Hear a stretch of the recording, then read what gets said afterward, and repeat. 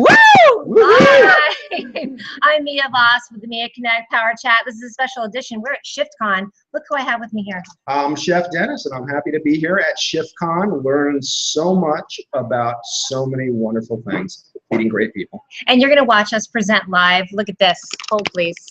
We got everybody trickling in. Look at this hot little crew. We haven't started yet, but since it's 4:30 my time, and I told you we'd start, then I'm going to get going. And look who else I have presenting with me. My girl, Jean Layton. You guys have seen her on my show before. And this little hot number, this is Miss Amie Valpone, also known as the Healthy Apple. Yes. So we're all going to be talking about, we're feeding so many people the Google Plus Kool-Aid. Are we not? Yeah, we've been pouring that Kool-Aid steady since we've been here. So guys, wait, I'm just going to probably even turn it around and kind of move, sorry. I have another microphone. Look, I got this big silver boyfriend, and I got this going right here too. So we're going to move the camera around, and literally you're going to watch us interact live at ShiftCon. This is one of the last sessions. But guys, let's talk about ShiftCon real quick and how amazing it's been. ShiftCon has been awesome. There are people in every walk of life who protect our world. They're talking about chemicals in our bedding. They're talking about chemicals in our food. Deodorant, soap, GMOs, food, pesticides. And if you had a question, you could get an answer here. If you missed it yesterday, we had an extensive conversation about what? Boo-boos. Yeah. So, yeah. So ShiftCon was a brainchild from Leah Segedy. Came up with it a year and a half ago. And how many speakers do we have total? A lot. I think it's about 60. Oh, a ton. Yeah. 60 and about, I'm going to say 300 participants. Is that what Altogether, yeah. Altogether, people that have, and so for the first one, again, we're at the Crown Plaza too. We got to give them a little shout out. Crown Plaza. They have rocked our world. This whole two or three, we're on our day 3, 2.5. But again, so we've had people from Stonyfield. We have Dr. Bronner's here. Tell me some of our other. Applegates, Nature's Path, Organic Valley, Rudy's. I mean, big names that came here and are really getting behind this whole thing. What is it? Boron. Yeah, Boron. They ran 5K. We look like a bunch of crazy bag people with all the stuff we're schlepping out of here. With all the good stuff that we got. So I'm going to turn the camera real quick. I'm going to turn my whole computer because I want the audience to see how this works. You guys, this is a Google Hangout. This is one of the things that we do. We set this up through Google Events. This is what it looks like. We're going to pull that up so you can see it on the screen as well.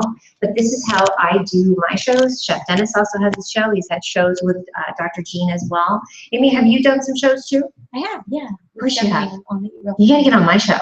Yeah, exactly. So, guys, thanks for being here and our audience, and thanks to everybody out here too. So, we'll get started. Yes. This is a Hangout on Air, and then and it's actually also broadcasting through YouTube.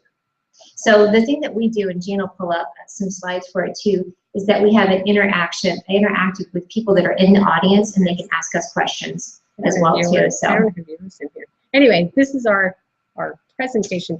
Yes. So we're going to get started. Yeah. Okay. So I love our title.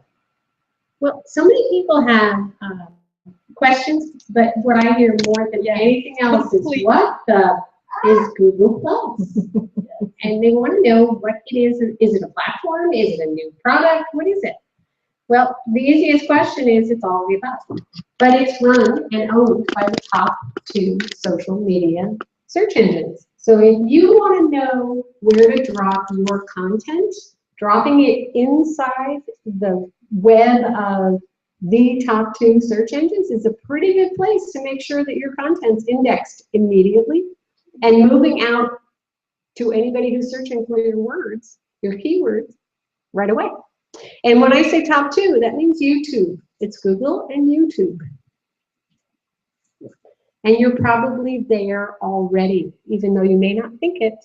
If you have a YouTube channel of your own, you are already in Google Plus. And be careful if you have a YouTube channel, that's the one to use. Don't start over. Yeah. And just to give you an idea of the size, YouTube is the 2nd largest, and all the other search engines combined are not as big as YouTube. So that is how much power Google has along with YouTube. So a newbie on Google Plus is called Bluehead. This is my brother. And he's not there, so he's still a bluehead, although he's got a Gmail account. So he has an account on G+, but he doesn't use it. And being a bluehead is not a good thing because no one will follow you. No one will respond to you. You know, Google Plus it's just like the egg on Twitter, right? That's the best I can. It is. It's the egg on Twitter. You just ignore those folks. Go for it. What I don't understand about, I have a really extensive Google Plus following, but I also have a lot of different Gmail addresses, and so it automatically starts new Google Plus pages for me, which is so annoying.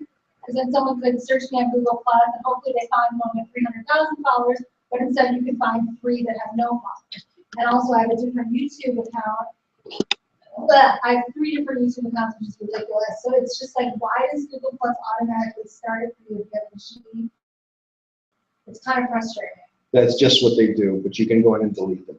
You can delete them. You can make them private. You can make them secret so that they all continue to exist, but they don't show up in a search.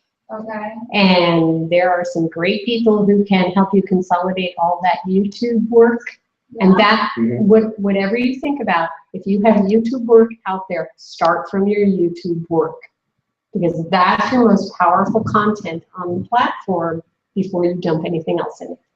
Meaning, So if you have a whole series of videos on 3 different sign-ins, consolidate it to one, hide the others, and then keep going. That's your sign-in for G+. Real quick, I'm going to do interactive with our audience is actually watching this too. Lee Rickler, who watches the show a lot, says, who are the people in the live audience and what are they hoping to get out of the session? So this is what's great, just to give you guys some information. These are a lot of food bloggers that are here that are shouting this out. So they're wanting to find out a new way to get their platform. Any other feedback on that too? What are you hoping to get out of this session? how to use the community, how to really use Google Plus to our like optimal advantage. How to use the community and using Google Plus to optimal advantage, because this is a pretty new platform for a lot of you, right? Can we go back to the beginning? I mean, not the beginning, but just basics, or just already covered? no, I'm sorry. Okay. No, That's what we're doing. We'll tell you we're in the basics. I'm like, I think we are. Mia right now is holding a camera that is live on air. On you. On you. Wait. And it's an actual live hangout. So if you guys go to YouTube right now, you're going to see a 20-second delay. Please, if you're going to do that, turn your volume off. Yes, please. Before you go there. And then you can pull it up on YouTube and see us live talking with you. And it'll be the most interesting show you've ever had. I think I'm making people dizzy. You know what? I told them I was going to do it, so I think it's a good way to just bust that out. So Yeah. Great. It's fun. Okay. So here's some benefits of G+. And this is a set of slides that are super, super basic, and they will be up on SlideShare. So if you want to be able to check back to them, they're actually live in a post as well. So immediate indexing. In other words, you put out a post on G+, it's immediately indexed by Google. And if you put out something live on YouTube, it's immediately indexed by YouTube. You miss that day or so for the spider box to come and find your content. It's just there. Biggest thing. Copyright protections, you put a picture into Google, and there's this tiny little gray box with your name on it that pops up on the bottom of the picture. Nobody can scrape your pictures anymore because that box goes with it. Do you click on that box? You don't have to click on that box. Google puts it up automatically, and you have got your protection. Ripples are, you can point at any one of your posts and see who shared it and how far it has gone. You've got stats that you can actually actionably work with immediately. And if you post a picture, there's even a way to see how many views it has gotten. Yeah. And you will be amazed to see when those numbers are up in the hundreds of thousands. Yep. And I'm jumping on that too. And then a way to find out to engage with certain people as well is that you see those ripples and that they're sharing it and talking about it, and you can circle them as well and decide this is somebody that is interested in my content and wants to, somebody that I want to start engaging with. So circles are how you file people within Google+. So it's your filing cabinet, and you can put people into as many circles as it makes sense for your way of thinking. So I have circles down to communities and down to topics, conferences, all sorts of detail, who owns chickens, because I'm a chicken person. You That's can go, random. it's as random as you want it to be, but if you're an author and you're about to do a book tour, knowing where your people who already are communicating with you live can be incredibly empowering. You can contact them and say, what bookstore should I reach out to? What location can I go to? And you've got this tiny little group of people who are already talking to you. And So feel free. There's also a great tool to use called Circuloscope that will provide you with information on who went to your shows, who said yes, who said no, who said maybe, who read your posts, who your engagers are, who has commented. So you can make some really valuable circles with that. So when you go to invite people, you know who to invite. Where do you find that? Circuloscope is, you can sign up for it as a paid service. It's not that much. And it's, you just Google it, Circuloscope, and it's an extension for Chrome. And it's really, I mean, we use it, all of us use it pretty much every day. So this is an image of the ripples. This particular post, I turned it around, pulled it up. One of the first people who shared it was Ronnie Binzer. If you are going into the Google Plus world, he is the Hangout Master. He runs a group called the Hangout Master. He learned me. He taught all of us. If you want to learn anything about Hangouts, you follow Ronnie. And then you can see who else he's shared it to. Martin Shervington, another person that everybody I know follows because he's smart. And there's Chef Dennis. So there's all of us are in there. Then there's the difference. Somebody asked, because when I put out the question on the Facebook group, what the heck is a profile? What the heck is a page? It's just like Facebook. Your profile is you as a person. Your page is you as your brand or as a brand. In Google Plus, all your power comes from your profile. Let me repeat that because it's completely opposite Facebook. All your power stems from your profile. People engage With people. Not with brands, unless of course you're Ford or Kraft or someone huge that they're going to engage with. But people engage with people. They did not practice that. Just Actually, now. I like that. because we've said it several times.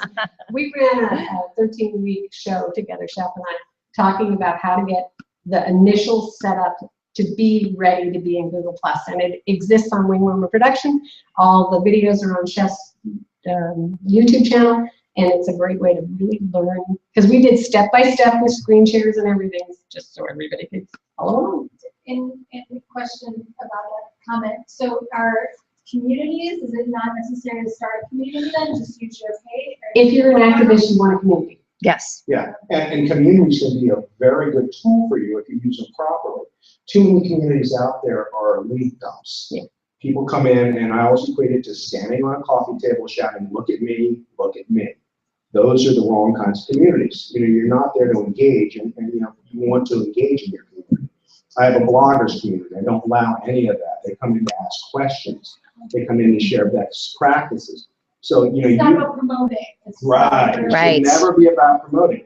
Now, on another topic of communities, we'll probably get to them, is, you know, you want to look for other communities too. The best way to sell your message is not to all the rest of the people that already do what you do. You got them already, right? You know them already. You want to join communities of all your other interests. So I'm in a chicken community.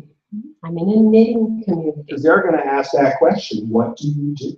Right. Once they get to know you and they see, you know, you're a nice person, what do you do? And these are the people that are going to go home and tell their parents, their family, their friends. Those are going to be your newest, best people to followers. How often are you supposed to interact with the community? How often are you supposed to post? I mean, how As much often time as do you spend? need to, as often as you want to, as often as it's comfortable for you and you get questions. And I'll add to that too, back to what Chef was saying as well, is it really is about true engagement. So that when you do post, you're not link dumping. I mean, you just kind of walk the talk, and so people know that, oh gosh, you know, they know that you have the common interests, like you were saying, chickens and whatnot. I love that, and knitting.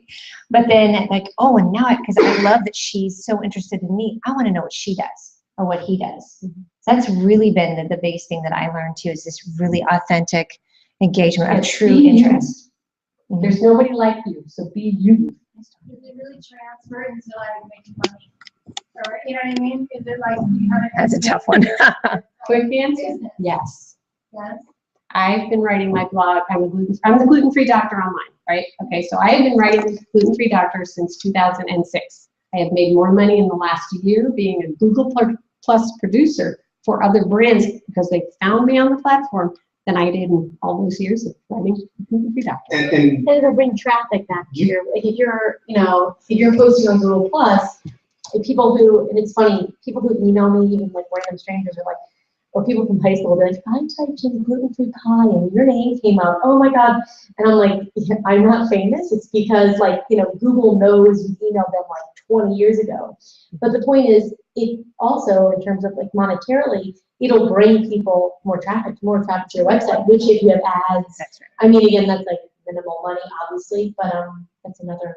but you won't get that. If you go on Google Plus and expect that it's going to give you Pinterest traffic, it will not. Okay, what it will do is it'll increase your organic search. Okay, and the reason it's going to increase your organic search, along with the fact that you're going to show up more in search because you're on Google Plus, because they've rewarded their users. That's part of it. The other part of it is as you gain followers, like Amie's got over 1 million followers on her page, and so she's going to come up. Anytime any one of those followers looks for something that she has made, she's going to come up first because it's preferred search. It's set up that way. And just to give some context, because everybody's interested in what you're saying, they're all like, what's the crowd doing? We like them. They, for you out there, they wanted to know about the monetization of it, and Jean gave such a great answer for that too. So, and thanks for letting us share you with them. Yeah, you guys are all live.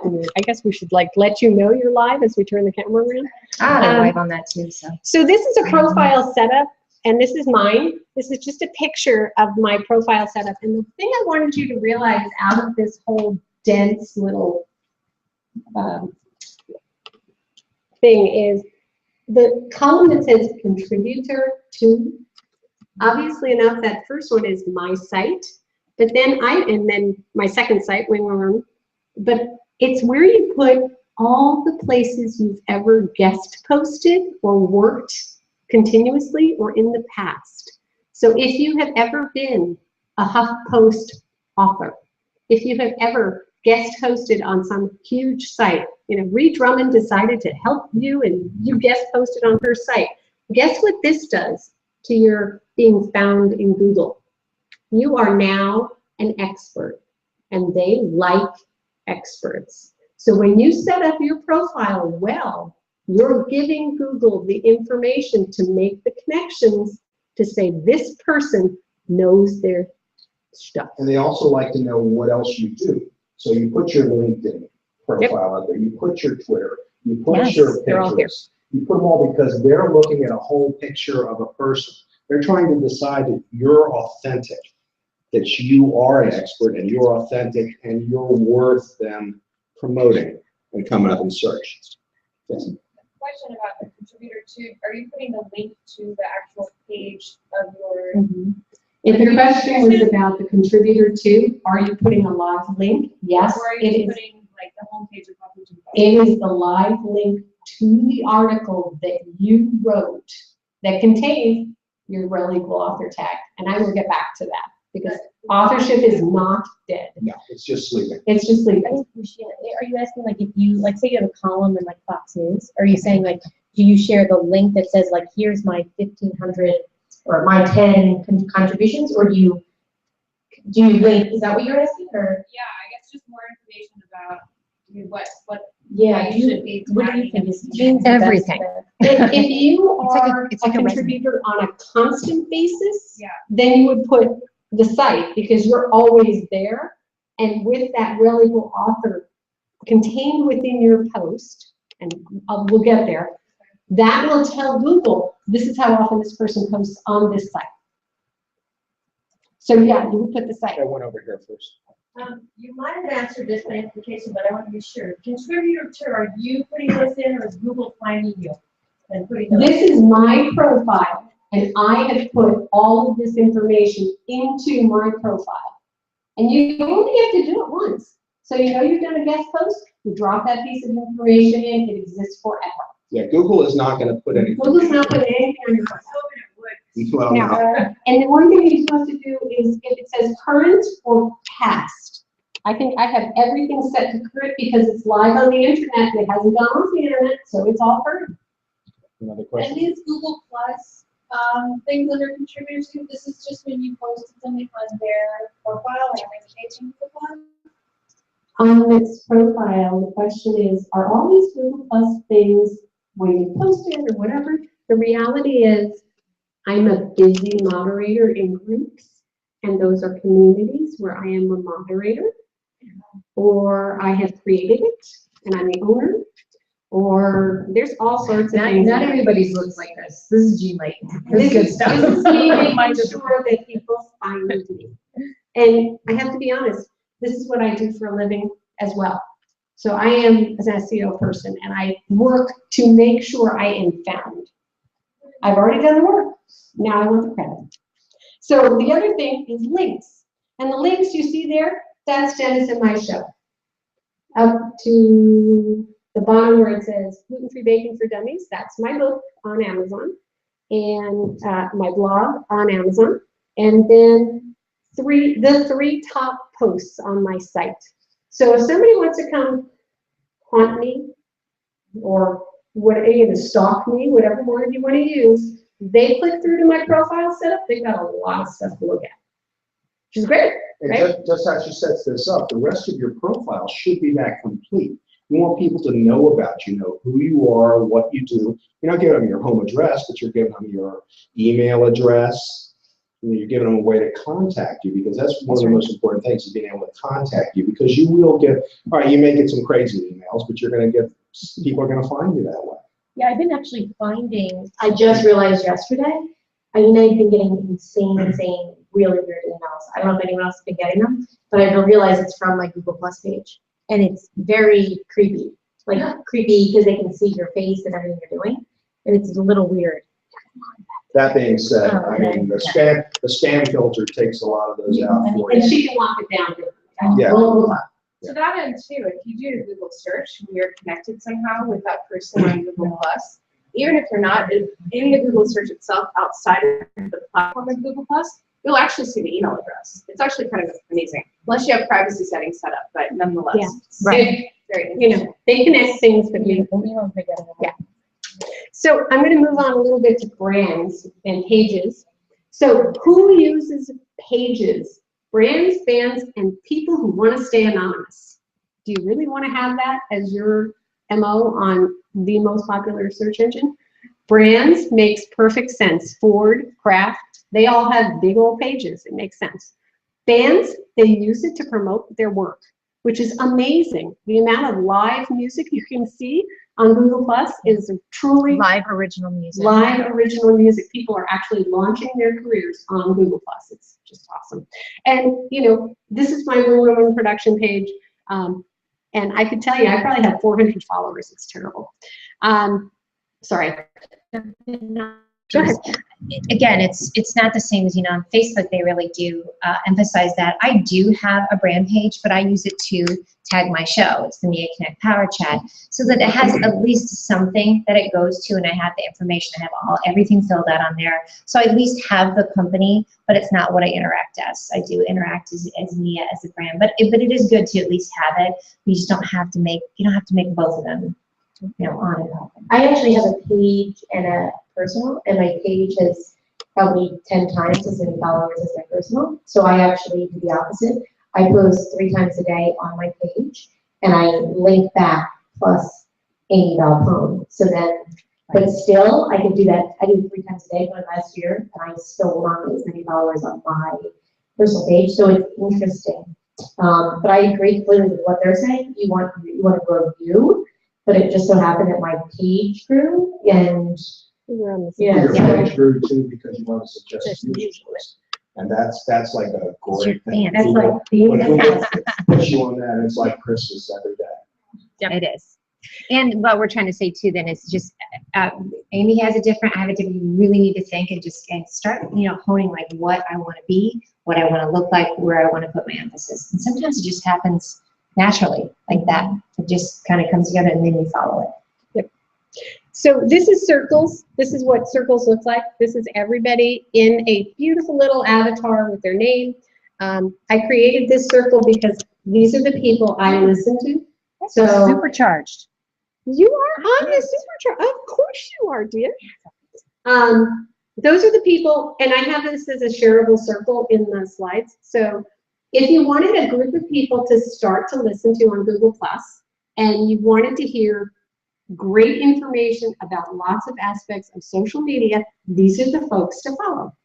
This is my self-selected, totally by my interests, but this is geared towards social media and towards food. You know, obviously Elise Bauer is food, right? She's simply the recipes. Circle and Scope, the tool we were talking about, is down at the bottom here, as is Friends Plus Me, which I could not live without that tool. I mean, it's as simple as that. That's the tool that allows me to take all my work at Google+, move it out to Facebook, Facebook page, Twitter, LinkedIn, and I think it could probably wash my dishes if I have to. I mean, it is the tool. And if you're going to use a tool, the items should flow from Google Plus Yeah. to the other social media. It cannot be the other way because no one will respond to you. So that's a wonderful circle you can find there. So engaging followers, this is the same in any social media situation. Be human first. Talk personally, be interactive, listen, talk back, engage, and share using unique hashtags. Make up your own, register them, and make Finally it get to fun. be told that talking back's okay. Yeah. Right? Yeah. Talk back. Talk back. Talk back lots. Yes. Okay. And then we're up to Hangouts, which is what we're doing right now. Live interaction with followers and fans. And the rest of that is things that are within the platform that you can use. So if you have a product, Showcase app can help you sell that product live in the Hangout. It's pretty cool. Q&A is, don't use it.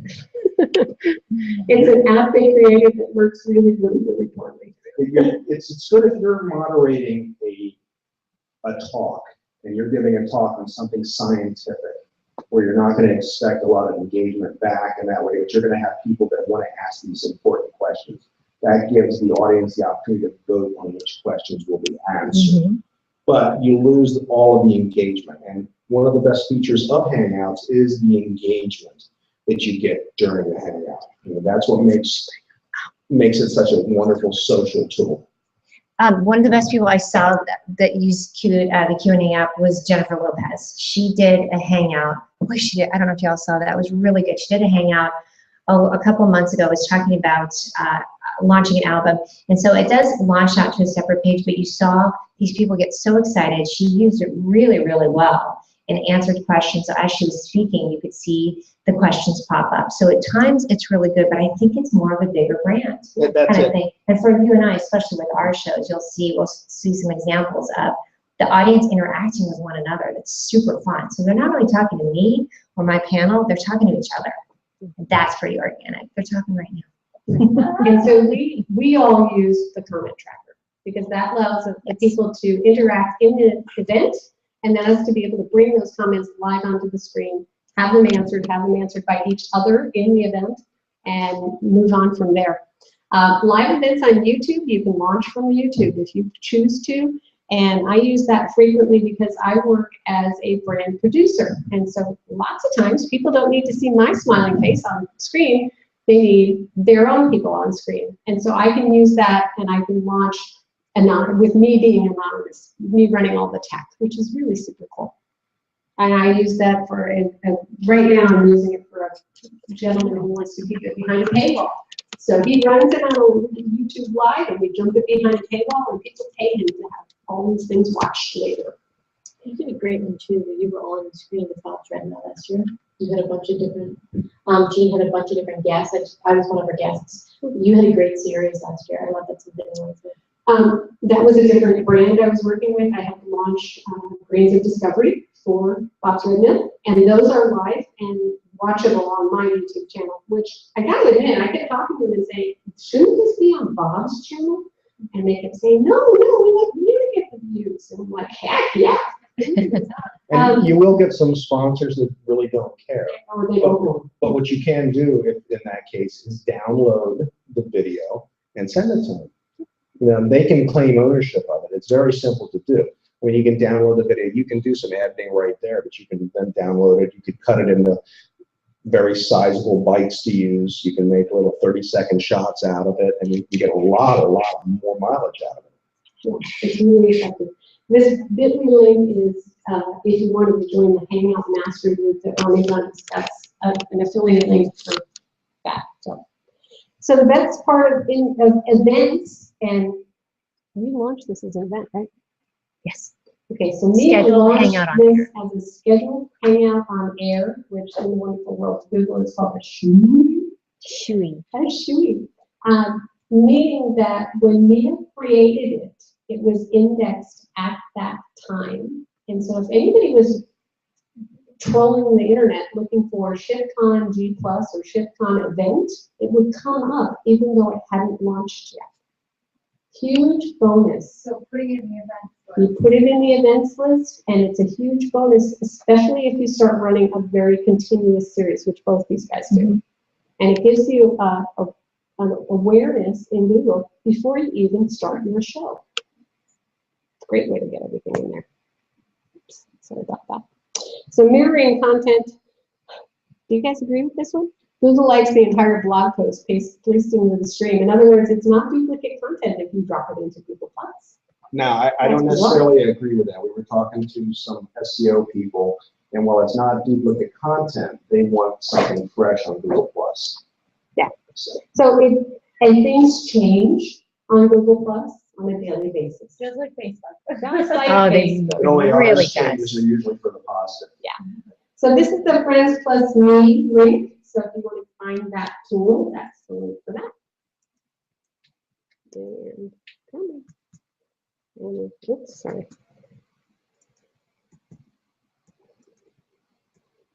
Authorship. Go ahead. I struggled with like I got really overwhelmed when like a bunch of people started wanting to interact with me.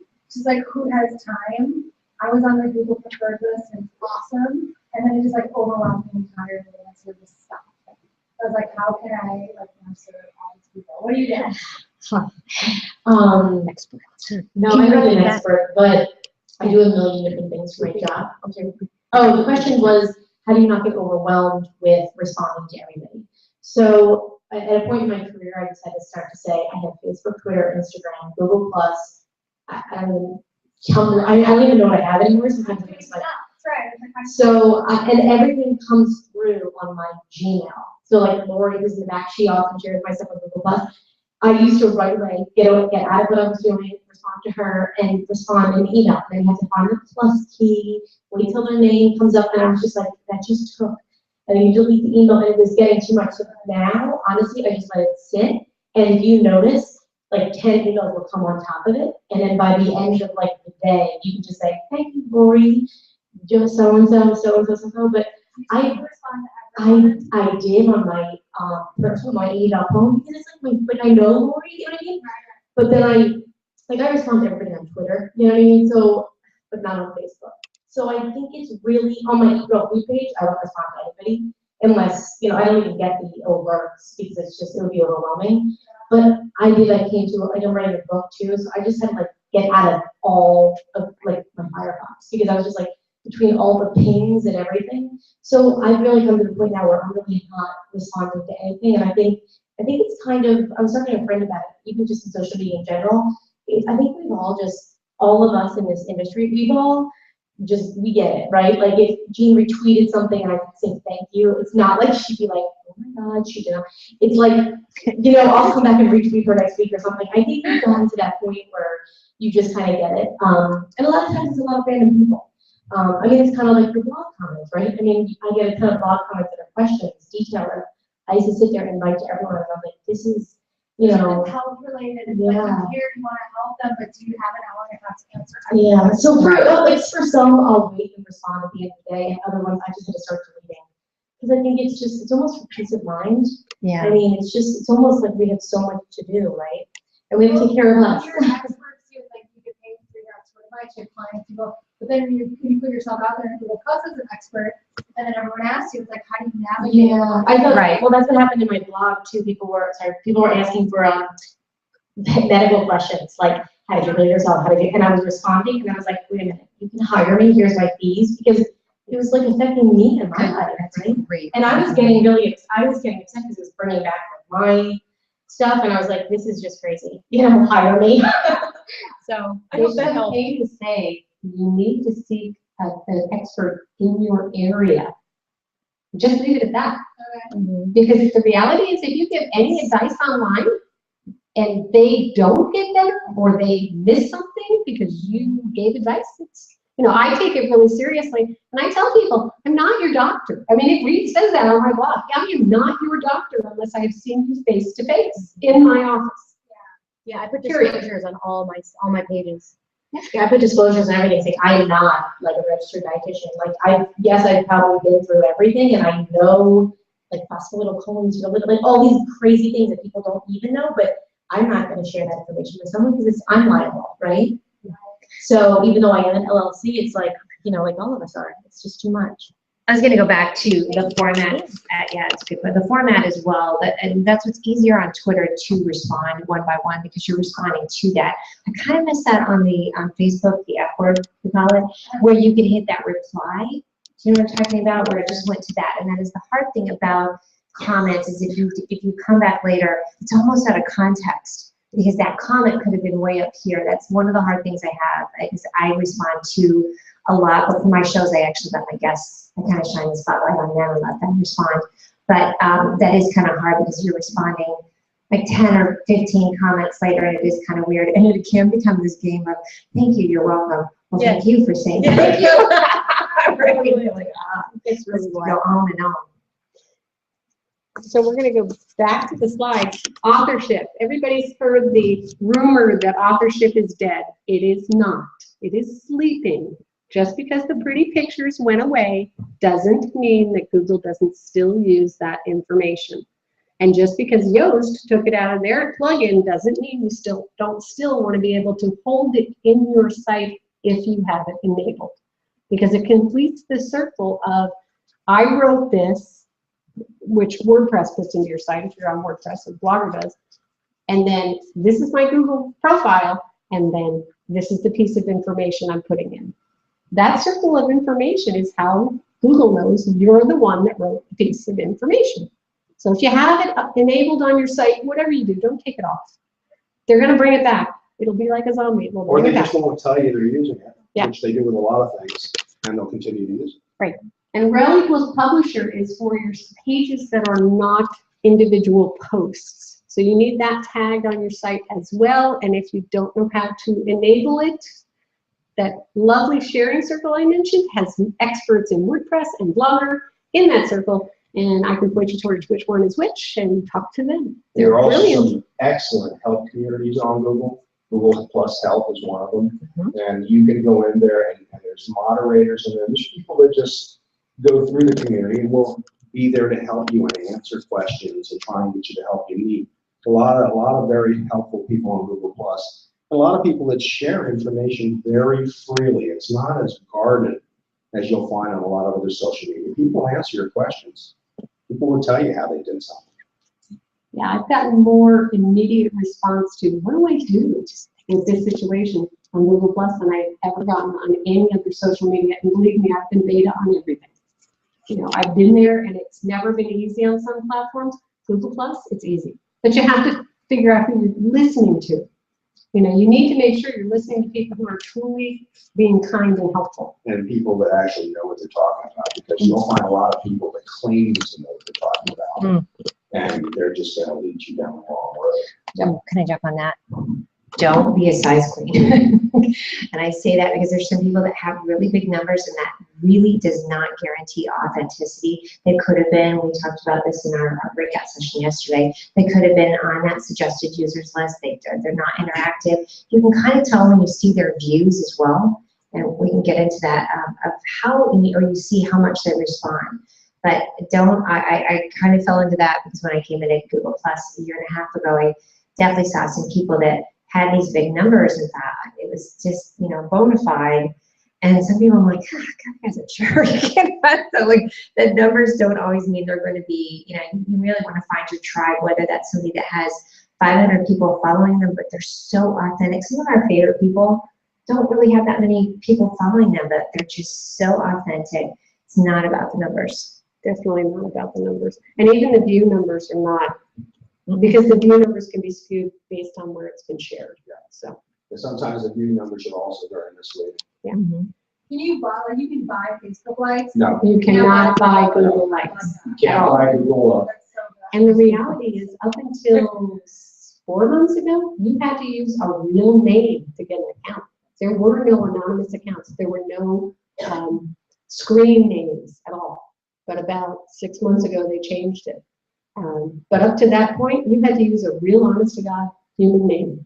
And they had the title picture, a human picture. And speaking of pictures, don't make the picture cute where you're looking off in the distance, or you've got something covering half your face. Or it's like this. Facial recognition is coming too, okay? Forward looking, both eyes.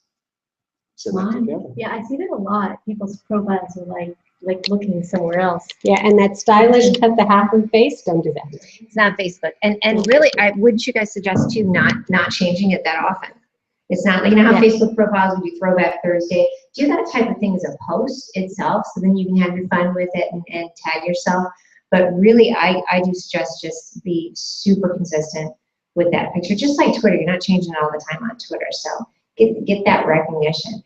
There was the gal here that had the, used to have red hair and has blonde hair. Now she was in Elizabeth Bruner. and so people are still, I love that, because she's kept it, and she has a blonde hair right now. People still know. They just don't. Yeah. So this is that circle. If you feel like writing down that URL, it is live. It will get you there. It's a tiny circle. It's only 22 people, but we're on it, and you'll be there. It's actually probably 30 now. I've added people after I took the screenshot, but brilliant people in every aspect of what you would need to have as advice folk. So, and some really cool accents in there. The nice thing about the really cool accents is some of these people aren't physically in the United States. They're in the UK, they're in Finland, and I can listen to them just as much as I can listen to, you know, folks in Boulder and folks in Brooklyn. And creating shows or creating presentations becomes so easy when you can reach out globally to people to do it. I did a LinkedIn presentation because I don't know LinkedIn, so I wanted to learn more. So I got a LinkedIn presenter from Switzerland and a LinkedIn presenter from England. And they did the show for me while I moderated it in real time. And it was great too. It is. We actually just did a show yesterday live here, and had the gals talking about, we were talking about the GMOs and talking about a lot of the issues we saw in our presentations. So then we had our friend Nazim join us from Milan, so he could speak about what's going on in Europe. So it was really cool, a lifetime to share with him about this, and people are really excited about ShiftCon, you guys. It's pretty neat to see it on that. So they're like, wow, what is this? So we got to share our enthusiasm across the world, actually. And we drank the Kool-Aid early, and we love it. So I don't think there's any question you could not ask and get a decent answer from And the the three of Google us. Kool-Aid is GMO free. Yeah, it is. GMO. And HFCS. Yeah, it's clean. Go for it. Nope. Thank you for good. Okay, the question was, is Google Plus going to go away? And generally, you only hear that from people who don't use Google Plus. Right, it's true. It's not a And ghost they're town. hoping it will go away because they want to go back to their safer world on Facebook. That's actually the question. I presented at Google in the spring, and the day that I presented, the guy that started Google Plus left. So that's why they still are up in the air, because they don't know, no one's setting it up. There's no team for it. So that's where it's not really a rumor, that's really where it started. So no one really knows, right? But again, it's like Facebook and all these other, I mean, who knows? Dave Briscoe is setting up Google Plus. Oh, you really? Yeah, it was seamless. He took over days afterwards. Right. There's been no change. Oh, I didn't know that. Yeah. My Yeah, internal they have a Google. full team in stock. Some people were moved from one facility to another, so they started screaming, oh, they're getting rid of people. No, they outgrew where they were. It's getting bigger and bigger. Google Plus put a manual out about a month ago. Finally, after 3 years of Google Plus, they never had a manual. They just put a manual out. They're not going anywhere. And I don't think they would want to. I mean, look at, like, Google has become like the new Facebook, right? I mean, Google was, I felt like was lacking for so long when all these social media platforms were coming up, and now it's like Google Plus is, I mean, you post on Google Plus, you're better off posting on that than like Facebook or Twitter or Instagram like that. Even Instagram, like there's no links back, there's no SEO, and there's, so I would think that Google Plus, and I'm sure you know, would be helping Google. Not that Well, see, it's that- helping them. Something like the average person is on. No. If you're wrong, I I mean, know. our community is really trying to focus on it. But, I look around and, I'm at the bus stop and I say, oh, this is under the bus. People look at me like I'm insane. Let me ask you a question. You already have contact with all those average people that you know on Facebook, is that correct? Absolutely. Why would you want to connect with them on Google Plus? Meet new people. I don't want to connect with my Well, all right, that's what I'm saying. You have to repeat that comment. All right. She said she She doesn't want to. connect on Facebook either. But really, people always say, oh, none of my friends are on there. You don't need, you need to make new friends, okay? And you're gonna make new friends that are gonna help build your presence. They're not gonna be the same friends that you already have. You want new readers, you want new followers. You want people to go home and tell other people that don't know you already. That's right. And that's on Google Plus. Ooh, I'm You a want raving fans. yes. Here's a good example of this. For me, a lot of my folks on Facebook it's totally different. But I'll tell you what Google Plus created. It created me having a show with this guy who's in Orlando. We connected on Google Plus. We actually met for the first time this weekend. We've had a show together called the Food and Booze Show for about 4 months or so, and it's just right now it's just seeing each other with legs more than anything. But again, this is not something I would, unless there was somebody that was maybe connected to Dennis. I actually called you Dennis. Isn't that cray-cray? So I was calling Chevy. Like, who's Dennis? But unless there was somebody who was maybe connected to you, I wouldn't have known you. And the relationships in Europe, absolutely. Good friends in Panama. So in Tokyo, I love that I didn't have to just say, I can't get you over here. And then people will be like, how do I get my friends over on Facebook? I'm like, just take a step. And I did spend some time in the beginning feeling like the unpopular kid at the table at lunch for a very short time, and then started engaging. People were like, oh, okay, Mia's interested in what I have to say. And then it started, but it's just people I would have never met. I'm so preaching the gospel. The thing you have to remember about Google Plus is that you can investigate your personal areas of interest. And that's what I encourage anybody to do. You don't have that on Facebook. You don't have that on Facebook. But see this search bar up here? This search bar is at the top of your page. You can search for people, pages, posts, or communities. And if you want to come and be active pretty quickly, search for communities on your personal keywords, whatever you need to be talking about. Right. So I went in there getting gluten-free, and it did not exist. Didn't exist. I started a community. Still the Gluten-free Wild thriving. West. You can do that. You can still do it. It's still the Wild West. You can claim your turf really easily. And then I just punched in chicken farmer, and guess what? There's communities on chicken farmers, and they were there before gluten-free people, because that's who happened to be there. And the knitters are there, and the crocheters are there, and the people, moms of twins, all there. And photographers. Photographers. They Google got there Plus first. is a photo-driven community. And if you have some great photography, that is the place you want to be sharing. It's just phenomenal. But you'll see things there that you would never have seen otherwise. Yeah, I agree completely. I mean, I've never been a Facebook person. I actually don't even know who I'm friends with on Facebook. Like, I'm not one of those people posting pictures, looking at things. Like, Google Plus and all the brands I work with want to be on Google Plus. Like, it is educational. I mean, even if it's knitting or, like you said, the chicken farm, like if you're learning something, you look at Facebook and it's like, look at me here, look at me here, look at me here. It's almost like, eating this. and Pinterest is great, like for pretty pictures, and I think Instagram is great for pretty pictures, but you don't really learn anything. And Twitter, I think I've learned, links to great articles, but I think this is more like the educational piece, and I think that's why brands really want to be on it, because if you're being posted by someone who has a high following, your Google ranking is, if they type in like GMO and nature's path is in the back, right? And you put something nature's path in, nature's path is going to be right on the top of the first search for like billions of people. So and then you wonder why are people paying for, to be on other social media channels, So obviously every brand, every person does everything different, but I feel, and I think a lot of us feel that Google Plus is really like the way of the future. But like Lori said, it's not like did you see my latest Caribbean cruise on Google Plus? Like nobody talks Nobody about it. talks like that. Yeah. It's easy to get sucked in though. Like if you look and you start scrolling, all of a sudden, a half an hour later, I'm like, oh my god, Yeah. click out of here. Yeah, we're in my world now. Well, you talk about how you work with brands and if you make money working with brands on Google Plus. Yes, how and yes. you format that. How do you make money on Google Plus working with brands? That's as unique as how you can sell them. And To you be would use the truly same honest. philosophies you would use on the blog. Pitch them. Okay, gotcha. Same thing. And it can be The thing with this is, think about 5-7 years ago. Were you being paid to write posts for blogs, or were they sending you a box of cereal? Okay. Now they're paying up real money. It took a while to get to that point. Well, Google Plus is just starting, and we're in infancy. So if you get on, you learn how to do Hangouts on there are going to be the deal maker. Putting a post on isn't enough. Being able to do a Hangout on air for a brand is going to be the deal maker.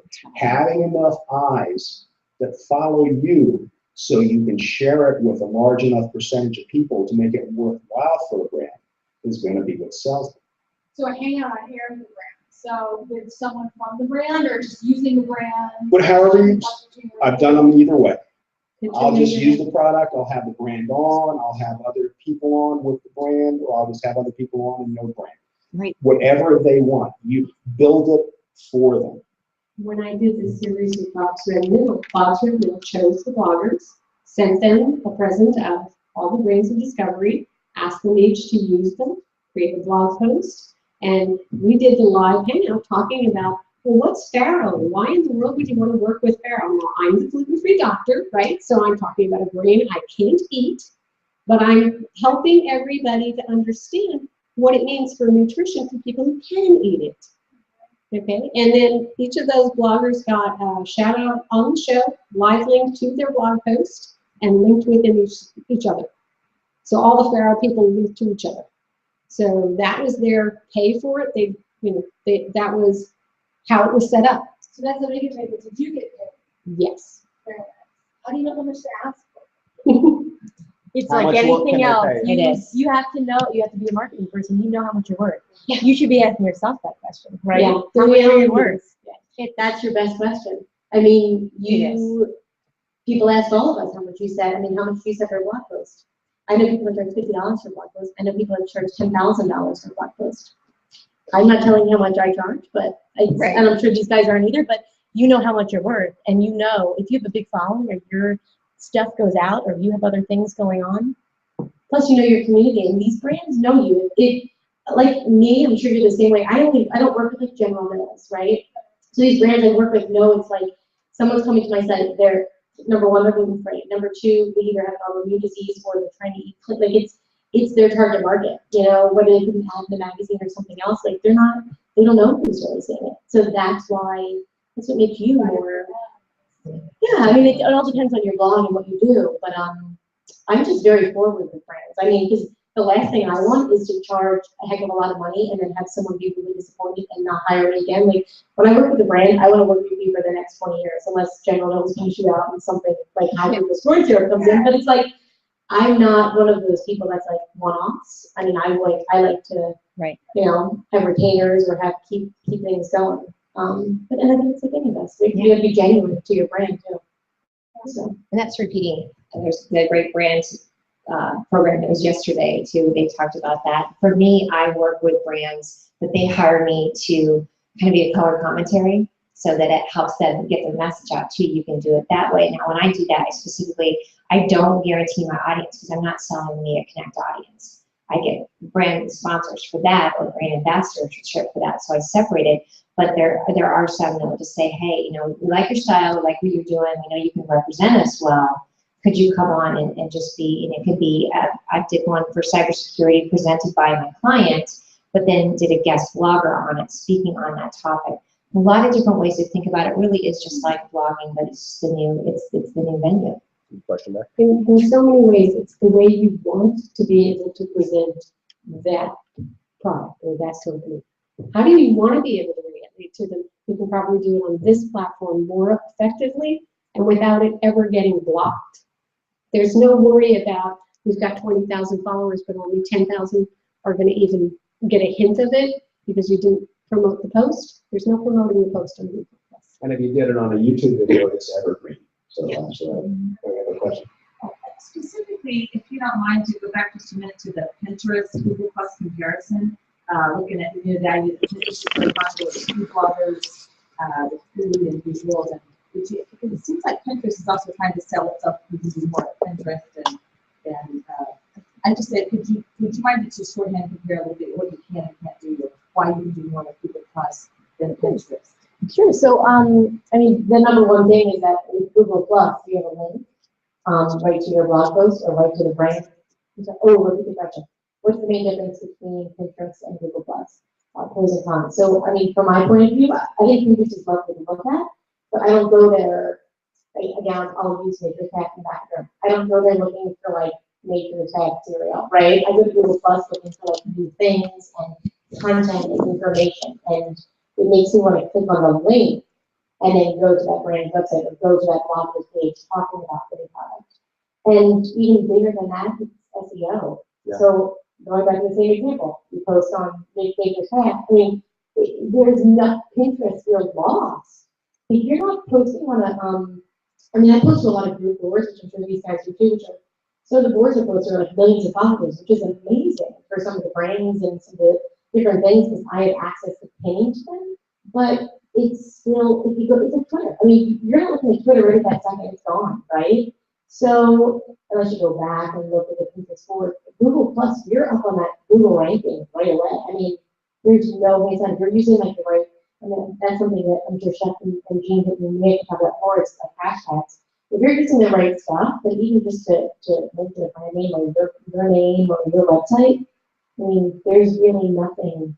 You know, Facebook is again, it's kind of like if you miss it, it's always usually like six people, 12 friends. I'm like, what? You know, it's like, you know, joking.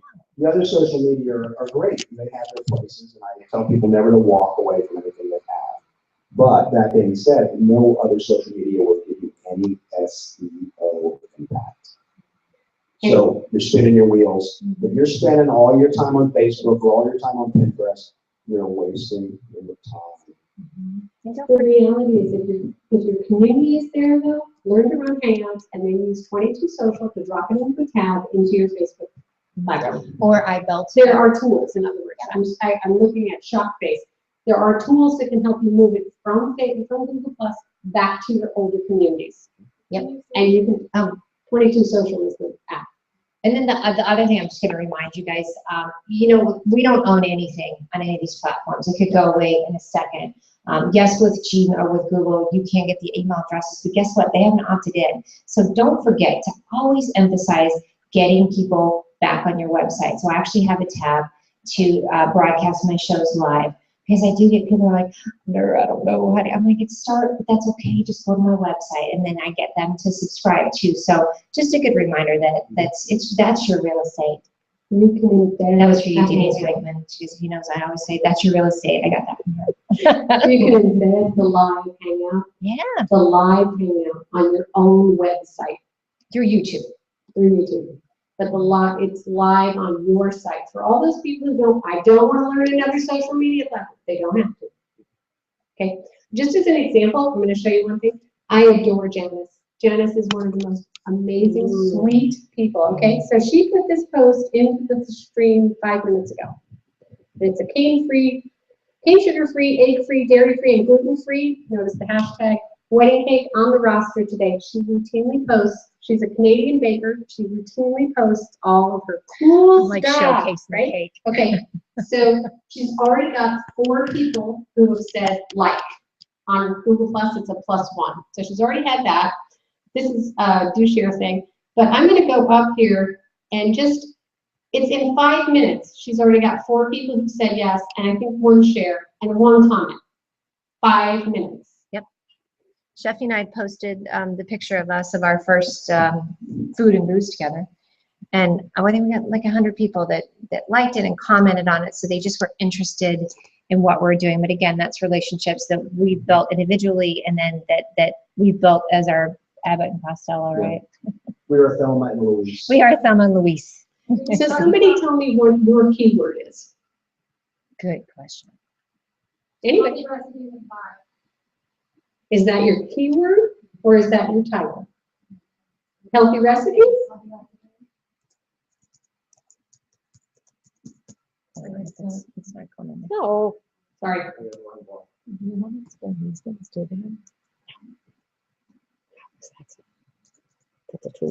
Everybody, you're seeing behind the scenes. I like it. Okay. All they're seeing is my So I'm nostrils right just now. doing a search under healthy recipes, and this might get really broad really quick. It depends on if anybody's used that term. Okay, so best of, there's pages that you can follow. That's great. And these are people that use that phrase or it makes sense within their past expert status. So, And here's That another thing means to very look at healthy. too, is how recently talk about how recently it's been posted. Because I've seen some of them come up. Like when I love hashtags. I love me some great hashtags. And so I'll go and look and see is someone using it. And this is, so that's 528 today. So that's another thing to look at too. There could be a lot on it, but it was maybe trending 2 years ago. And so that's kind of fun. Start looking for that stuff that hasn't trended in a while. Take that bad boy back. now this person's kind of gone a little crazy with their hashtags. And she misspelled one. Oh, Notice That's that? what Can you see this? It's like we're mocking her. She doesn't know it. I'm not mocking her, I'm just I showing you am. that you have to be really good with your, but this is what Google thinks it is. Cooking, seafood, Now you salmon. see it took 3. So all those other hashtags are just going to confuse it. All those Sorry. ones that she chose, Google's ignoring. So 3 Cooking, salmon, seafood. main ones, maybe 4 the most, okay? What Maybe. is that? Can you talk more? And so it only took 3? Only took 3. Okay. Sorry. And this one is a roundup. The unique hashtags too. I mean, I had, Tripod Bob for my crazy cancer cat. And just came up with, rock the tripod, things like that, just to see. So it is kind of fun. I did take that crap crazy, which the Tea Party was using too. So if you see it, it's either Tea Party comments or my back crap crazy, which is my way of saying things that I love too. So you can use ones that have been used, but it is kind of fun. And she's very radically hijacking that tag. It's not coming up under Tea Party anymore. It's coming up under me. So this one, you notice this is a roundup, healthy peanut butter recipes, and it's peanut butter, chocolate, peanut butter recipes. So all these hashtags, she should just ignore them. Okay, 3, 4 at most. Okay, so this is how you can learn. That was your question. Is your question, does it affect you? Does it negatively impact you? SEO. So when you post on Google Plus, I post a segment from my chef.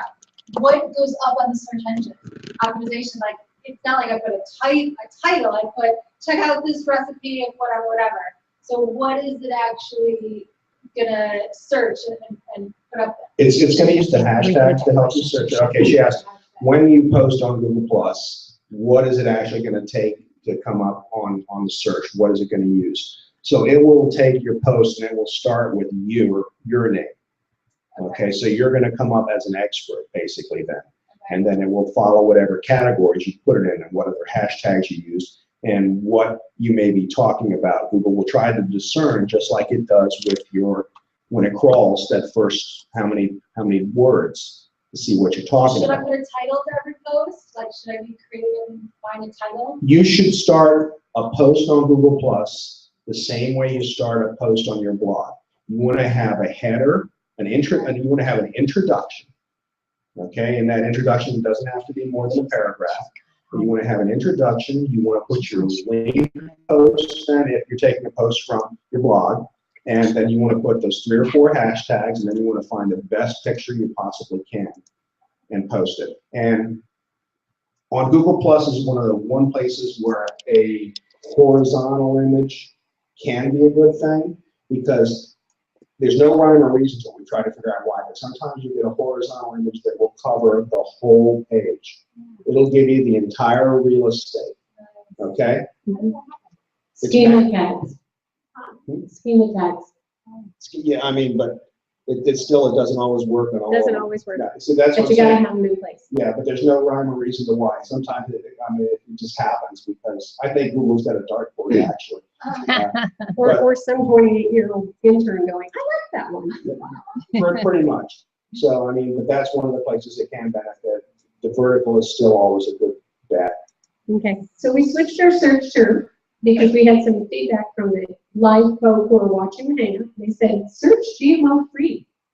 And this, notice I did not put the hashtag in front of it, but it's using hashtag to pull. And these are all the different people and pages who are using GMO free as part of their name. That's not all of them. That's just, they show some. I can view all. And then you can find out whether or not somebody's sitting on a GMO-free name that's not GMO, who's being a troll. And you're welcome. Which is possible. Which is completely possible. This one is like having a blue head. They haven't done themes to set up. They just grab the name and they're sitting on it. We'll ignore that. But look, GMO-free Finland. GMO-free Jackson, that I believe is Jackson County, Oregon. But see how many people are just sitting there. And as you get down further, they will be the least active or inactive. Yeah. See how we've dropped to all blue heads? I'm going to give a quick shout out to Esther. That was her keyword. She's Mama Brandon. She is ShiftCon at home. So it's pretty cool. She's watching us live and commenting on it too. Yeah. So thanks for that, girlfriend. Thank you. She's our new BFF, isn't she? She is. You have some other questions, Rebecca? I have a question about the images. Is there a difference between uploading your image from your computer versus using the image that will automatically post? Yes, most definitely. Because when you post, they used to just give you a little thumbnail. Okay, now they give you a bigger picture, but there's a crinkle under it. So I know that you didn't care enough to actually post it. It's like busy. Yes, take the best image you have and post it and write the post. See, that's where the difference is. If you share the link and just let it kind of auto post, you won't get engagement. People need to know that you actually care, you wrote it, you're a real person, and then they'll start to engage on your post. It's like Facebook. If you just put in a link, that little weird little thing comes up. Okay. You got to exit out and pop in your. You got another question, too? Okay. Okay. We're pulling a question from the Hangout comments. So Which is a great question for all of us. So one of the biggest things you want to do when you're setting up an event is you want to make sure that you have public in there, and that way that it goes out. You don't want it to be private at all. And this is from, Esther says she hearts us, by the way. This is from Barbara Sherry Rose. Love her too. She always comes to the show. She says, can you invite people to a G+ hangout via a public post without inviting specific people if you don't know their specific interests? You definitely can do that to start off. What you want to make sure that you do is you always invite the public and invite any communities that you have. That's one thing you can't undo. You can't unring the bell. You can't change it from private to public, and you can't invite communities to your events after the fact. But let me also add you all those ones. You have to be very, very careful about inviting communities. They don't see it kindly when you just start spamming them. It does see it as an interest. So really start using Circle Store for that is fantastic. But just start building this group of people that you know are your backpack crazy for you. So yes, you can invite that. You can just start a hangout as public and not invite anyone, but you definitely want to invite your audience. okay. So still on the GMO free, see this communities tab? So I just hit that. So if you were to come on to Google Plus and you are a GMO warrior, checking into all these sites would make sense. Now, this is a bluehead community. In other words, they ain't doing much. This is a spammer, obviously. There's no posts. 75 members, no posts.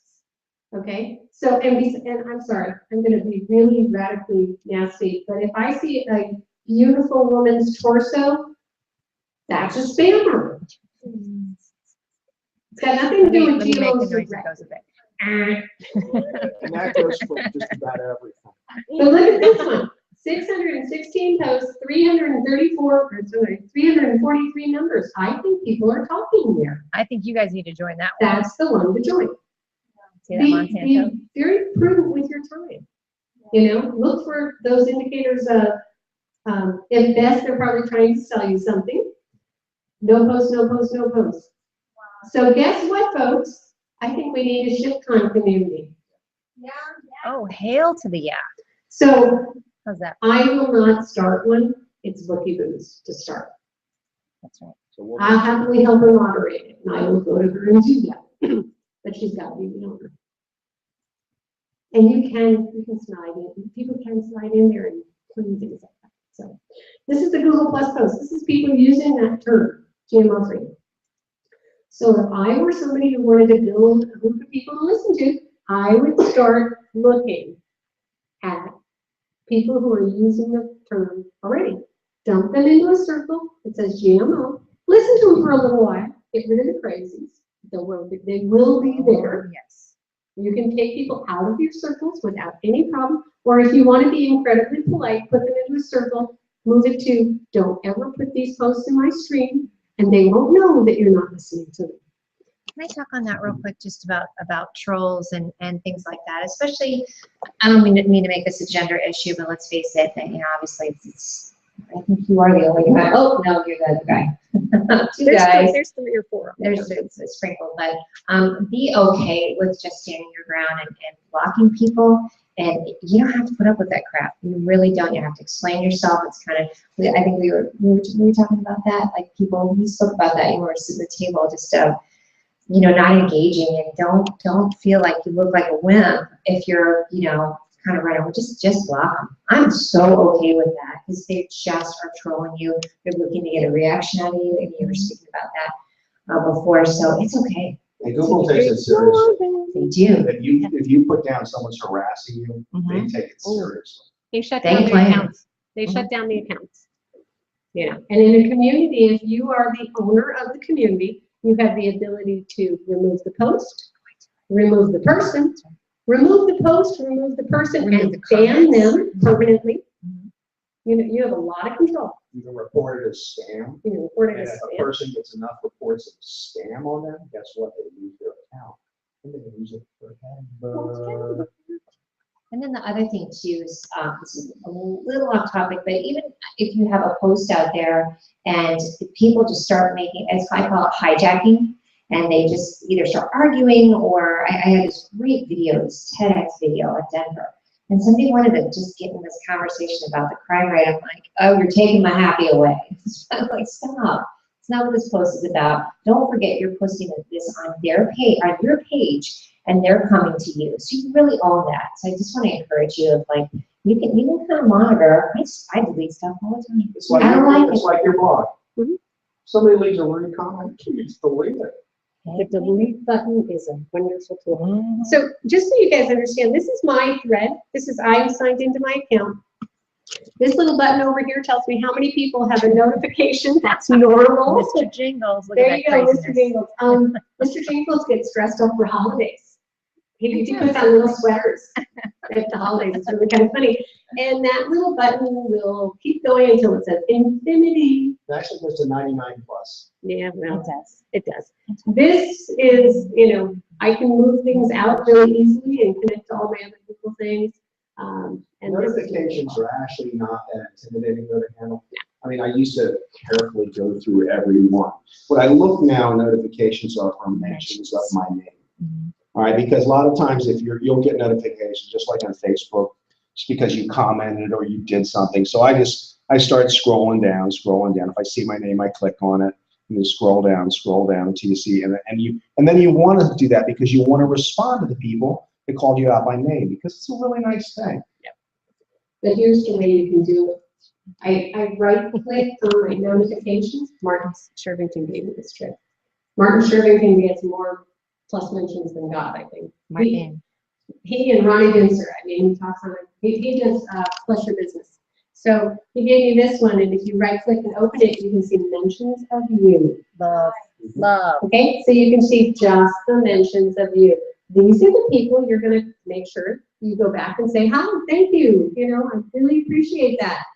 And you don't get those lost in the massive amount. And there still will be losses. There'll be losses. Yeah. There is no perfect system. I mean, people will write, you know, I mentioned you. It's just sometimes things just get messed up. Sending PMs to people, you know, using, the best way to use is the chat function. If you normally talk to people, it's the best way to communicate because it comes up and it's easily It to find. does. And then, So we have 12 minutes left. okay, and I'll just, if you guys are gonna reach out to influencers, just don't get mad if they don't get back to you right away because of that. So sometimes you have to reach out again. I've had people like, you know, I reached out. I'm like, oh gosh, I'm so sorry. So Yeah, it's like anything else. It's going to take a few times before we really notice that, you know, oh, you're a new person. Do I know them? I don't know them. But if you make a few more comments and I answer back, and then you make another one and I answer back, now we're building a little friendship, a little mini friendship. So now we're opening the door to more engagement. And you want to engage with influencers because they pass juice back to you. Yep. So, I mean, if Amie, with all of her following, gives you a plus your name, it's going to carry a lot more weight than someone that has like 1,000 followers or 10,000 followers. So you gain more by engaging. It's like, you know, you want to be a millionaire, you hang around with millionaires, kind of a that's thing. right. I'm a millionaire, so I have a lot of money. I'm just kidding. I'm not a millionaire. Yes. But you do get excited when you get that one first Oh, absolutely. influencer. Yeah. So you're like, they plus one, they plus one, Oh my gosh. You've already been touching on some of that, but I just to go back into that fundamental about the SEO, if theoretically, if you and a brand new blogger a day one posted exactly the same post on Google Plus, which one of you would get better SEO for that post? You would. Because Yeah, I'm sorry, the question was, if you and a brand new, somebody who's been writing for a period of time, and a brand new blogger posts the same post on Google Plus, who would get more juice? You, as the person who has a longer history of writing, will get the juice, because Google knows all your posts, assuming you've done Rel equals author, are in the stream. They've already indexed them, they know your keywords, and they recognize you. They know who you are when you put that post into the stream. Brand new blogger, they don't know anything about them. What is Rel equals author? I know there was a slide. It's a tag. I just missed that. Okay, I'm talking in tag code now. What is that? It's a tag that should be within your site that tells your designer. Yeah, this is one of those, if you're looking at me, no, it's within your home website. Rel equals, yeah, your designer does this. It's not like something we do all oh day. yeah, that's a nerd alert right there. It's a nerd alert. I did my own, but I'm a nerd. Yeah. So you have your website person do Rel equals author. And Rel equals publisher. Yeah. You want them both. And you can They'll know what it also, to get the same effects, Google has badges. And if you put one of your profile badges in your sidebar, that's the same as Rel equals author. Okay. What do you those badges? You go to the Google badges, and they'll take you to a place that lets you construct different size, just like anything, different size badges for what you want to have, and it'll have your name, it'll have your little, we call them hover cards. You're You'll have welcome. your little hover card. Here's your hover basically. card. Thank This you. is Chef Dennis's hover card. Look at that. He's Header for his the site, hooker. his name, and then he follows me back. That's that little arrow. Then his tagline, how many circles I have in them, and then there's circle count, which is a whole other tool, and I'm not mentioning it because it gets really confusing between circle count and circle scope. But sign up But you for need it them both. because then people can see. Yeah.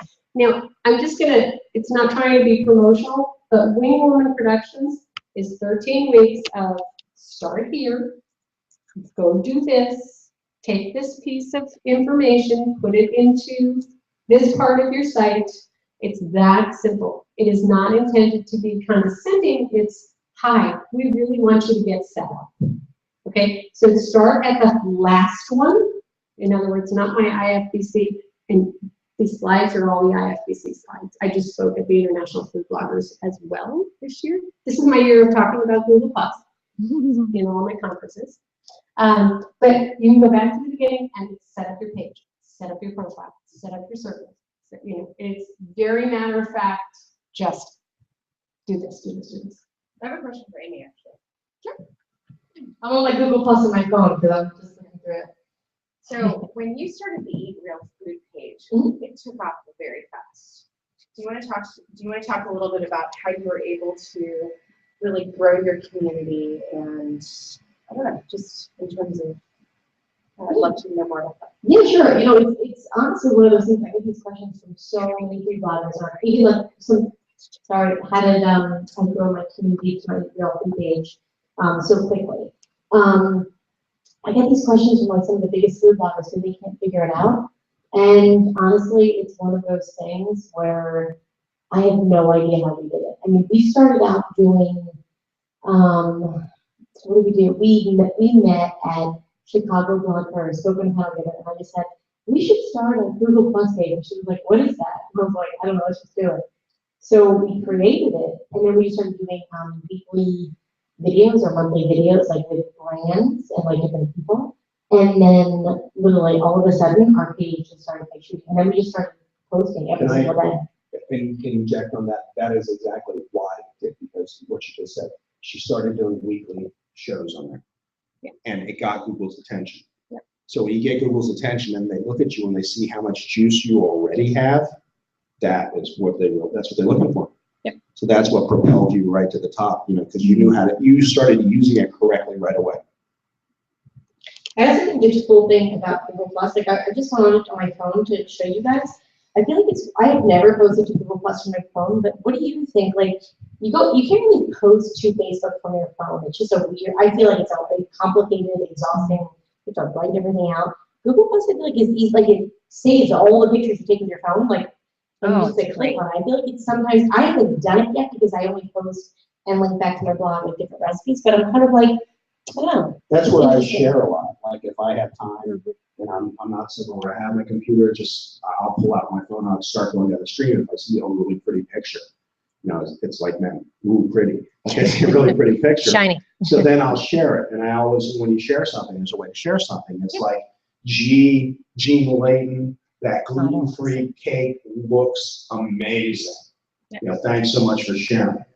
Okay. Do you want to talk to that, like, if you plus one, like, if, say you commented on the recipe of mine, would you, like, the difference between you saying, like, looks amazing, or it looks amazing, plus Amie Valpone, or sharing and saying, look at this fun recipe, or saying, look at this fun recipe from plus Amie Valpone. Do you want to talk about that? That's a great point, because what this does, there's really 3 ways to be kind of Google Plus. One is a +1, which is probably not the best way to be kind. The second is to leave a comment, because what the comment does is it takes the post and it drives it back to the top of the screen. Okay, so that's a really cool thing. So if the post was old and I comment on it, it's going right to the back at the top, so more people are going to get an opportunity to see it. The most kind thing you can do is to share someone's post. Just by sharing it, you're driving it to the top of the screen, okay, and you are giving them more visibility to your circles, the people that you know. So it's like a really cool thing to do for someone. And you want to do it properly. You just don't want to share it. You want to start just like you would write a post, a header. And there's a way, if you use those little, what are those little stars? The little stars. Asterisk, thank you. At the beginning, at the end, it bolds it. Yeah. Yeah. So this one I've got up is one of the least hours, right here. Quick, easy, delicious. This is what she tends to do. She put it out on the Simply Recipes page, which doesn't have as many followers as she does, and I've talked to her about it. So she originally shared it there. She's reshared it here. Click share to save it, which is an interesting way to think about it, because then it just drops it into your unending stream. Right. What did she write at the top? She wrote click share to save. I mean, like up on the top, like her most But she's really not, when she All reshared, she's doing is it's quick, easy, and delicious. Not a great it title. should say more. It's your hashtag. Click link for recipes, so she's directing you out to her website, and she's already pinned it, and this is the pin. Okay, Now, so one this thing- is what Peg Fitzpatrick does. And Peg has written a very extensive post about pinning it first, putting the pin link in. It's not doubling, it's not anything else. You should find that post, the easiest places. There's a Pinterest board on my site, my thing. that the blogger's got to be using Google Plus effectively. The post is pinned there. And now Easy place to find. what you'll see here too is like Elise Bauer get away with it because she's Elise Bauer, Right. but she's, you know, she shared somebody else's down here. But there's a ratio of properly sharing, and it should be 1 to 4. Your post 1, other people's 4. Okay? Okay. Because there's one thing you need to remember, you're looking for new followers. You're going to get new followers because good content is good content no matter whose content it is. It doesn't have to be yours, because if you're sharing good content to the stream, people are seeing this content. They're going to follow you because you're a good source of content. So this is, and if it's about food, this is also building your authority in that subject. So it's becoming like a win-win. And I always go back to the Jerry Maguire, help me, help you. Okay? Share only good pictures. Because if it's not a good picture, no one's going to reshare it, no one's going to comment on it, no one's going to plus it. So you're not doing you good, you're not doing the person any good. So this is what I was saying about copyright. This is what Google can find pictures. Automatically. And that link, I opened it on another page. This is, okay. So, hang on one second. She shared it, but she didn't share it from Google. What it would have done if she had shared it from Google is she would have then clicked over to a page that was her entire pictures. Yeah, like, okay. We're gonna get techie fast. Okay, this is me. We got 2 minutes, but this is me. This is, my phone is an Android. My phone backs up in the cloud every picture I take all day long. How do you get like DSLR pictures? You can upload. You can upload. This is just me being a really nice nerd. I just don't want to have to bother. But, you know, that's not something that is necessarily that you have to do. No, I don't do it.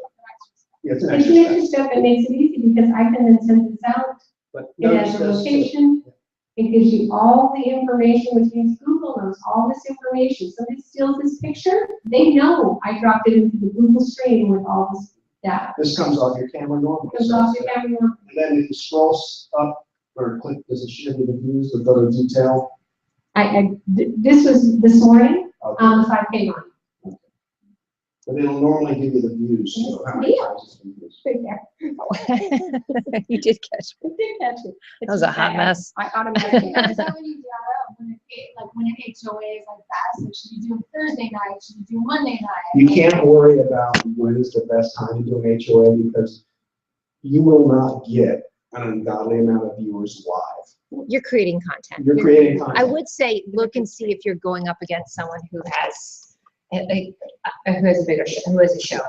But that's one. That's one.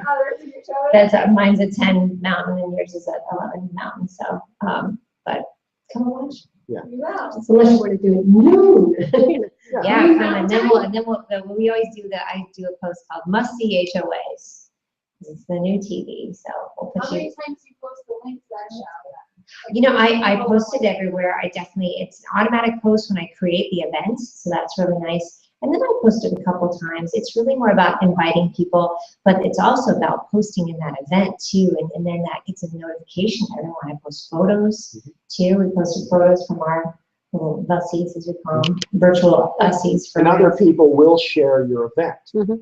Yes, that's So cool. that, yeah, so you'll get, you know, an You extra guys. 10 shares sometimes just from people sharing it. So they're giving it out to their circles to come watch you. So, you know, they're not inviting people, but they're putting it in front of more eyes. This cricket's chirping for us. For a long time. It's building content though. What's great is there may not have been that many people watching in the beginning, but that's in my YouTube channel. And the So, views why build not as do it? time goes on. So this is Larry Fournier. He's a Oh, Turkish brother Larry, did you guys mention you? He has managed to capture the double column with his image.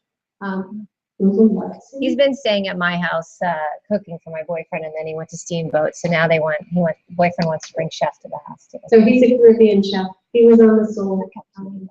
He's awesome. And he was the same way as I got started. We got started doing live cooking demonstrations on Google Plus, teaching classes on Yeah, Google it just Plus. happened to be in the stream. That's cute. So yes, the dogs do exist in Google Plus. Thank you. And cats, there's Saturday. So, any other questions? And And yes, Goater it's a Day. hashtag. I mean, Saturday is a hashtag, so. Don't forget Goater Day. Yes, Goater Day. And if you're a Star Wars geek, Oh, You're on the Star right Wars platform. Tuesday. Right here, And brother. Cloud Wars. Doctor Who. I mean, this is, you have to remember that the people who were Big here fucking first were the geeky nerds. You won't find much about Justin Bieber. No. So, any other questions? Thanks for coming. Thank you so much. Thank you. Bye, There's some guys. cards up there if you need them. Thank you. And I'm gonna say goodbye. You guys, thank you so much for joining us. You're watching Amie Valpone. You got Chief Layton, me of us. That's Chef Dennis. This is our fabulous audience that came out to see us today at ShiftCon. Please check them out and check out all the bloggers that we mentioned, all the information, because it is really, it's making things happen. Shift happens. Hashtag. Speaking of great hashtags. Thanks, everybody.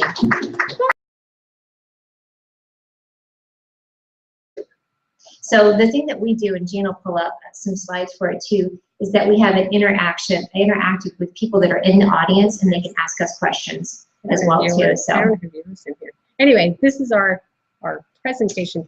yes, so we're going to get started. Yeah. Okay. So, I love our title. well, so many people have questions, but what I hear more than anything else is what the is Google Plus? And they want to know what it is. Is it a platform? Is it a new product? What is it?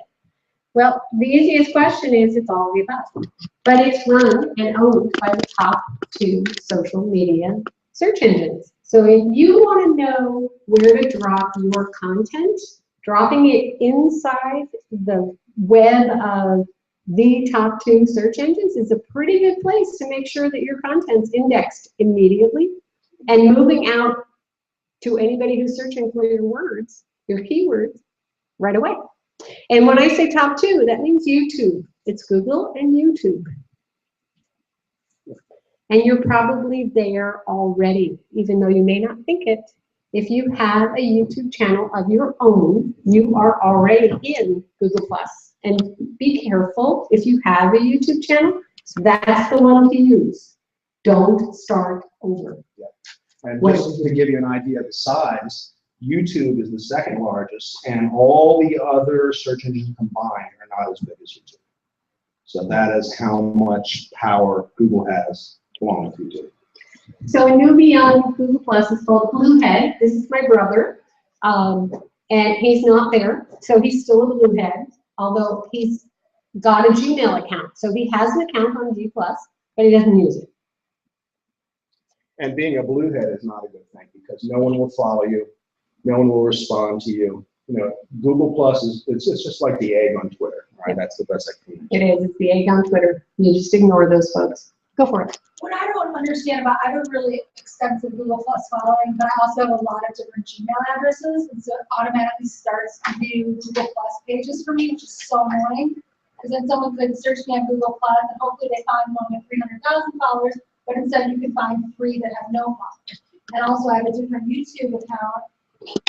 But I have 3 different YouTube accounts, which is ridiculous. So it's just like, why does Google Plus automatically start it for you if you have a machine?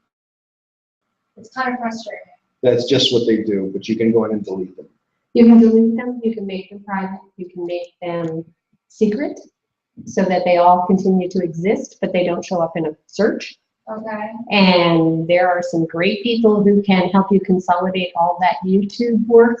And that, whatever you think about, if you have YouTube work out there, start from your YouTube work. Because that's your most powerful content on the platform before you dump anything else in it. Meaning, So if you have a whole series of videos on 3 different sign-ins, consolidate it to one, hide the others, and then keep going. That's your sign-in for G+.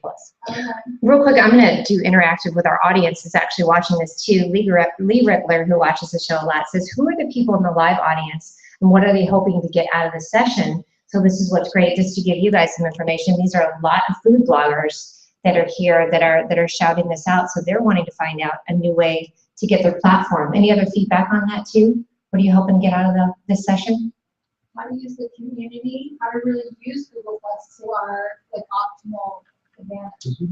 How to use the community and using Google Plus to optimal advantage, because this is a pretty new platform for a lot of you, right? Can we go back to the beginning? I mean, not the beginning, but just basics, or just Oh, already covered? oh, I'm sorry. Okay. That's what we're doing. We'll tell you we're in the basics. I'm like, I think we are. Mia right now is holding a camera that is live on air. On you. On you. Wait. And it's an actual live hangout. So if you guys go to YouTube right now, you're going to see a 20-second delay. Please, if you're going to do that, turn your volume off Yes, please. before you go there. And then you can pull it up on YouTube and see us live talking with you. And it'll be the most interesting show you've ever had. I think I'm making people dizzy. You know what? I told them I was going to do it, so I think it's a good way to just bust that out. So Yeah. great. It's fun. Okay. So here's some benefits of G+. And this is a set of slides that are super, super basic, and they will be up on SlideShare. So if you want to be able to check back to them, they're actually live in a post as well. So immediate indexing. In other words, you put out a post on G+, it's immediately indexed by Google. And if you put out something live on YouTube, it's immediately indexed by YouTube. You miss that day or so for the spider bots to come and find your content. It's just there. Biggest thing. Copyright protections, you put a picture into Google, and there's this tiny little gray box with your name on it that pops up on the bottom of the picture. Nobody can scrape your pictures anymore because that box goes with it. So you click on that box. You don't have to click on that box. Google puts it up automatically, and you have got your protection. Ripples are, you can point at any one of your posts and see who shared it and how far it has gone. You've got stats that you can actually actionably work with immediately. And if you post a picture, there's even a way to see how many views it has got. Yeah. And you will be amazed to see when those numbers are up in the hundreds of thousands. Yep. And I'm jumping on that too. And then a way to find out to engage with certain people as well is that you see those ripples and that they're sharing it and talking about it, and you can circle them as well and decide this is somebody that is interested in my content and wants to, somebody that I want to start engaging with. So circles are how you file people within Google+. So it's your filing cabinet, and you can put people into as many circles as it makes sense for your way of thinking. So I have circles down to communities, and Those are the wrong kinds of communities. You know, you're not there to engage, and you know, you want to engage in your community. I have a bloggers community. I don't allow any of that. They come in to ask questions. They come in to share best practices. So, you know, It's not about promoting. It's right. It Right. should never be about promoting. Now, on another topic of communities, we'll probably get to them, is, you know, you want to look for other communities too. The best way to sell your message is not to all the rest of the people that already do what you do. You got them already, right? Or you know them already. You want to join communities of all your other interests. so I'm in a chicken community. I'm in a knitting community. Because they're going to ask that question, what do you do? That's right. Once they get to know you and they see, you know, you're a nice person, Right. what do you do? And these are the people that are going to go home and tell their parents, their family, their friends. Those are going to be your newest, best people that are followers. How often are you supposed to interact with the community? How often are you supposed to post? And how As much often time as do you spend? need to, as often as you want to, as often as it's comfortable for you and you get questions. And I'll add to that too, back to what Chef was saying as well, is it really is about true engagement. So that when you do post, you're not link dumping. I mean, you just kind of walk the talk, and so people know that, oh gosh, you know, they know that you have a common interest, like you were saying, chickens and whatnot. I love that, and knitting. But then like, oh, and now, because I love that she's so interested in me, I want to know what she does or what he does. So that's really been the biggest thing that I learned too, is this really authentic engagement of Yes, true be you. interest. Mhm. There's nobody like you, so be you. Is it really transfer into like making money? Or, you know what I mean? Is it like you have That's a tough one. Quick answer, Business. yes. Yes. I've been writing my blog. I'm the gluten-free doctor online, right? Okay, so I have been writing gluten-free doctor since 2006. I have made more money in the last year being a Google Plus producer for other brands because they found me on the platform than I did in all those years of writing gluten-free doctor. And It'll bring traffic back to your, like if you're, you know, if you're posting on Google Plus, and people who, and it's funny, people who email me, even like random strangers are like, or people from high school will be like, I typed in gluten-free pie and your name came up. Oh my God. And I'm like, I'm not famous. It's because like, you know, Google knows you emailed them like 20 years ago. But the point is, it also, in terms of like monetarily, it'll bring people more traffic to your website, which if you have ads, That's right. I mean, again, that's like minimal money, obviously, but that's another. But you won't get that. If you go on Google Plus and expect that it's going to give you Pinterest traffic, it will not. Okay, what it will do is it'll increase your organic search. Okay, and the reason it's going to increase your organic search, along with the fact that you're going to show up more in search because you're on Google Plus, because they've rewarded their users. That's part of it. The other part of it is as you gain followers, like Amie's got over 1 million followers on her page, and so she's going to come up anytime any one of those followers look. Woo! Hi! I'm Mia Voss with the Mia Connect Power Chat. This is a special edition. We're at ShiftCon. Look who I have with me here. I'm Chef Dennis, and I'm happy to be here at ShiftCon. Learn so much about so many wonderful things, meeting great people. And you're going to watch us present live. Look at this. Hold, please. We got everybody trickling in. Look at this hot little crew. We haven't started yet, but since it's 4:30 my time, and I told you we'd start, then I'm going to get going. And look who else I have presenting with me. My girl, Layton. You guys have seen her on my show before. And this little hot number, this is Miss Amie Valpone, also known as the Healthy Apple. Yes. So we're all going to be talking about, we're feeding so many people the Google Plus Kool-Aid. Are we not? Have. We've been pouring that Kool-Aid steady since we've been here. So guys, wait, I'm just gonna probably even turn it around and kind of move, sorry, I have another microphone. Look, I got this big silver boyfriend and I got this going here too. So we're gonna move the camera around and literally you're gonna watch us interact live at ShiftCon. This is one of the last sessions. But guys, let's talk about ShiftCon real quick and how amazing it's been. ShiftCon has been awesome. There are people in every walk of life who protect our world. They're talking about chemicals in our bedding. They're talking about chemicals in our food. Deodorant, soap, GMOs, everything. pesticides. And if you had a question, you could get an answer here. If you missed it yesterday, we had an extensive conversation about what? Boo-boos. Yeah, so, yeah. So ShiftCon was a brainchild from Leah Segedy, came up with it a year and a half ago. And how many speakers do we have total? A lot. I think it's about 60. Oh, a ton. Yeah. 60 and about, I'm going to say 300 participants. Is that what Altogether, yeah. Altogether, people that have, and so for the first one, again, we're at the Crown Plaza too. We got to give them a little shout out. Crown Plaza. They have rocked our world. This whole two or three, and we're on our day 3, 2.5. But again, so we've had people from Stonyfield. We have Dr. Bronner's here. Tell me some of our other. Applegate, Nature's Path, Organic Valley, Rudy's. I mean, big names that came here and are really getting behind this whole thing. What is it? Boron. Yeah, Boron. They ran 5K. We look like a bunch of crazy bag people with all the stuff we're schlepping out of here. With all the good stuff that we got. So I'm going to turn the camera real quick. I'm going to turn my whole computer because I want the audience to see how this works. You guys, this is a Google Hangout. This is one of the things that we do. We set this up through Google Events. This is what it looks like. We're going to pull that up so you can see it on the screen as well. But this is how I do my shows. Chef Dennis also has a show. He's had shows with Dr. Jean as well. Amie, have you done some shows too? I have, yeah. Of course you have. You got to get on my show.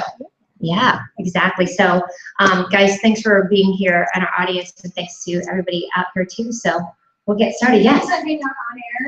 This is a Hangout on air, and then and it's actually also broadcasting through YouTube. Down to topics, conferences, all sorts of details. Who owns chickens? Because I'm a chicken person. And you can go. It's as random as you want it to be. But if you're an author and you're about to do a book tour, knowing where your people who already are communicating with you live can be incredibly empowering. You can contact them and say, what bookstore should I reach out to? What location can I go to? And you've got this tiny little group of people who are already talking to you. So feel free. There's also a great tool to use called Circuloscope that will provide you with information on who went to your shows, who said yes, who said no, who said maybe, who read your posts, who your engagers are, who has commented.